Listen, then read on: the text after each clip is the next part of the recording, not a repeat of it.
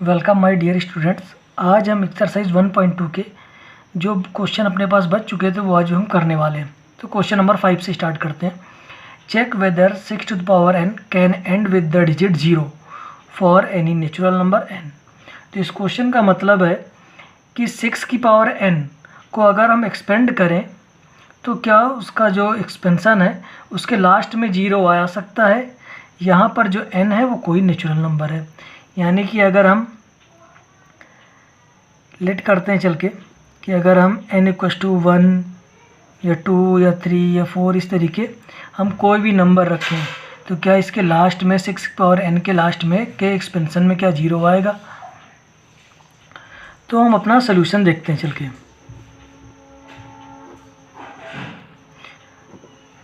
Prime factor of 6 to the power n।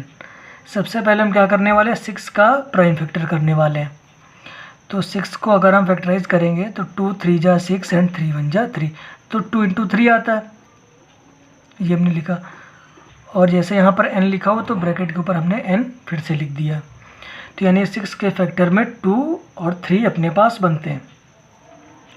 और यहाँ पे इसने हमसे पूछा है 6 की power n can end with the digit 0, यानी क्या इसके लास्ट में अपने पास 0 आएगा या नहीं। तो हमें ये पता है कि जिस भी डिजिट की लास्ट में 0 आता है तो वो डिजिट जो होती है 10 से डिविजिबल होती है। तो इस बात को भी हम यहाँ लिखने वाले हैं। We know that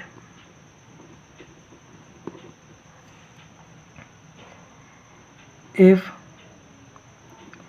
last digit of any number is 0, then number always divisible by 10। अगर अपने पास किसी भी डिजिट में उसकी जो लास्ट डिजिट है अगर वो 0 होगी तो वो जो नंबर बनेगा वो हमेशा 10 से क्या होगा, डिविजिबल होगा। तो यहाँ पर हम क्या करने वाले हैं, सो प्राइम फैक्टर ऑफ 10। तुम लोग 10 को फैक्टराइज करने वाले हैं। तो यहाँ पे हमने देखा चल के 2 5 जा 10 एंड 5 1 जा 5, यानी कि 2 × 5 आ गया। तो यानी किसी भी डिजिट के अगर फैक्टर में 2 और 5 प्रेजेंट होगा तो उसके लास्ट में अपने पास 0 होगा। यहाँ पर हम देखते हैं चल के, तो 6 का अगर हम प्राइम फैक्टर चेक करते हैं तो 6 के प्राइम फैक्टर में अपने पास 2 × 3 बने, लेकिन हमें क्या चाहिए था 2 × 5, यानी 2 तो है लेकिन 5 6 के प्राइम फैक्टर में प्रेजेंट नहीं है। तो इस वजह से क्या होगा, 6 की पावर n के एक्सपेंसन के लास्ट डिजिट में 0 कभी भी नहीं हो सकता है। तो अपना ये हमारे पास यही आंसर हो चुका है। तो इसको हम किस तरीके से लिखेंगे चल के,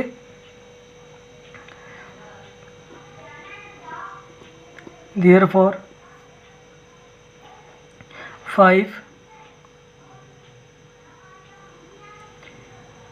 is not factor of 6 to the power n. So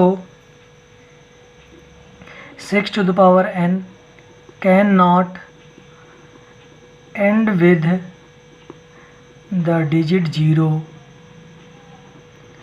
for any natural number n। तो ये अपने पास आंसर। नेक्स्ट क्वेश्चन देखने वाले, question number 6। Explain why 7 × 11 × 13 + 13 and 7 × 6 × 5 × 4 × 3 × 2 × 1 + 5 are composite numbers. तो हमें बताने कि ये नंबर अपने पास कैसे कंपोजिट नंबर्स हैं। तो सॉल्व करते हैं चल के। तो सबसे पहले तुम एक बात यहाँ पर समझ लेते, कंपोजिट नंबर होते क्या हैं। तो यानी कि वो नंबर जिनमें एट लीस्ट 3 फैक्टर होने चाहिए, मतलब कि कोई वो डिजिट जिसके यानी कम से कम जो है 3 फैक्टर हो, यानी कि जब हम प्राइम फैक्टर करें तो उसमें कम से कम 3 डिफरेंट फैक्टर बन जाए, तो अपने पास क्या बन जाएगा, कंपोजिट नंबर बन जाएगा। तो करते चल के क्वेश्चन। तो 7 × 11 इंटू 13 प्लस 13। तो यहाँ पर हम क्या करते हैं, 13 को कॉमन करा लेते हैं। 7 इंटू 11 प्लस 1, सो अपने पास 13, 11 7 जा 77 प्लस 1, 13 इंटू 77 में 1 ऐड करेंगे 78। तो 13 तो अपने पास प्राइम नंबर है, 78 इसको भी हम प्राइम फैक्टर करने वाले हैं। तो 78 को जब हम सॉल्व करेंगे चल के, 2 3 जा 6 एंड 2 9 जा 18, 3 1 जा 3 एंड 3 3 जा 9 एंड 13 1 जा 13। तो ये अपने पास आता है चल के 2 इंटू 3 इंटू 13। तो यहाँ पर हमें पता चलता है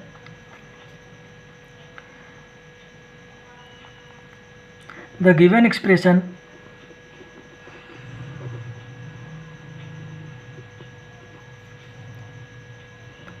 are factors 2 3 and 13, so it is composite number. तो ये अपने पास क्या बन जाएगा, कंपोजिट नंबर।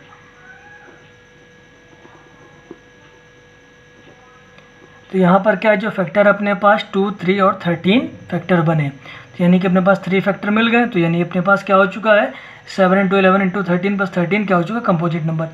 अब हम नेक्स्ट पार्ट इसका चेक करने वाले हैं। तो यहाँ पर हमने लिखा चल के 7 into 6 into 5 into 4 into 3 into 2 into 1 plus 5। तो यहाँ पर हम 5 को कॉमन कराते हैं। तो 7 into 6 into 4 into 3 into 2 into 1 plus 1। तो यहाँ पर अपने पास 5, 7 6 जा 42 एंड 4 3 जा 12, 12 2 जा 24 प्लस 1। अब 24 में 42 को मल्टीप्लाई कराते हैं चल के। तो 42 इंटू 24, 4 2 जा 8 एंड 4 4 जा 16 एंड 2 2 जा 4 एंड 2 4 जा 8। सो 8 6 4 10 8 1 9 10 यानी 1008 प्लस 1, यानी कि अपने पास 1008 प्लस 1 ये थे आप। तो यहाँ पर ऐड कराएंगे चल के, तो 5 इंटू में 1009, 1009 क्या है अपने पास, प्राइम नंबर। यानी ये सिर्फ क्या होगा, अपने टेबल से कटेगा और 1 से कटेगा। यानी प्राइम नंबर की डेफिनेशन होती है जो खुद से कटे और 1 से डिवाइड हो, तो वो क्या कहलाता है, प्राइम नंबर। तो 5 इंटू 1009 इंटू हमने क्या लिखा 1। तो हमें पता चलता है यहाँ पर कितने फैक्टर आ चुके हैं, 3 फैक्टर आ चुके हैं। The given expression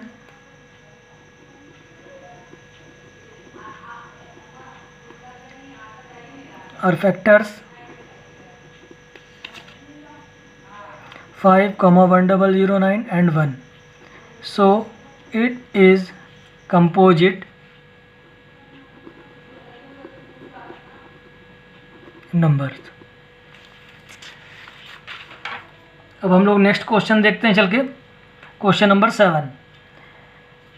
there is a circular path around a sports field. तो यानी कि अपने पास एक सर्कुलर पाथ है किसी खेल के मैदान के चारों तरफ। तो उस ट्रैक पर Sonia takes 18 minutes to drive 1 round of the field.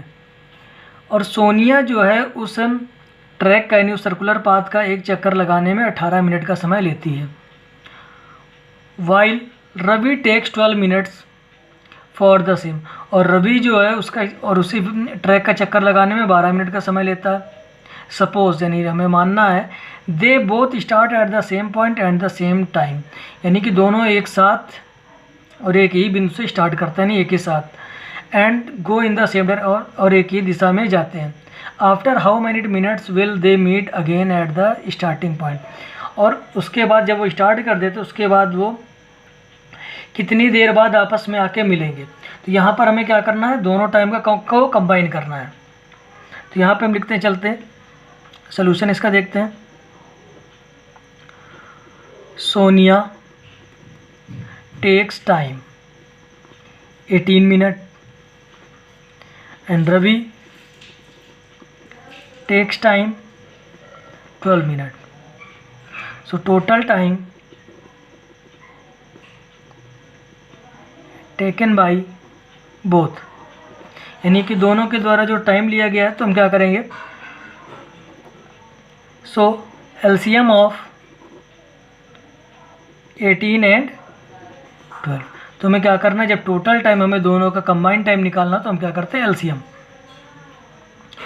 तो यहाँ पर हमने किया चल के 18, 12, 2 से कट कर आ रहे हैं, 2 9 जा 18 एंड 2 6 जा 12, 9 एंड 2 3 जा 6, 3 3 जा 9 एंड 3 1 जा 3, देन 3 1 जा 3 एंड 3 1 जा 3।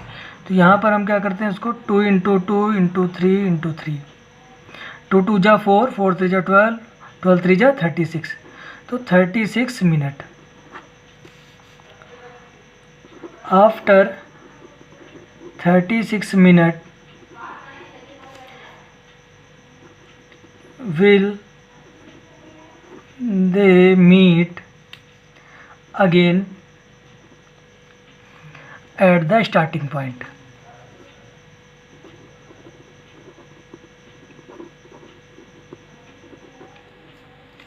तो ये अपने पास जो बचे हुए क्वेश्चन थे, क्वेश्चन कंप्लीट हुए। नेक्स्ट एक्सरसाइज हम लोग नेक्स्ट वीडियो में डिस्कस करेंगे।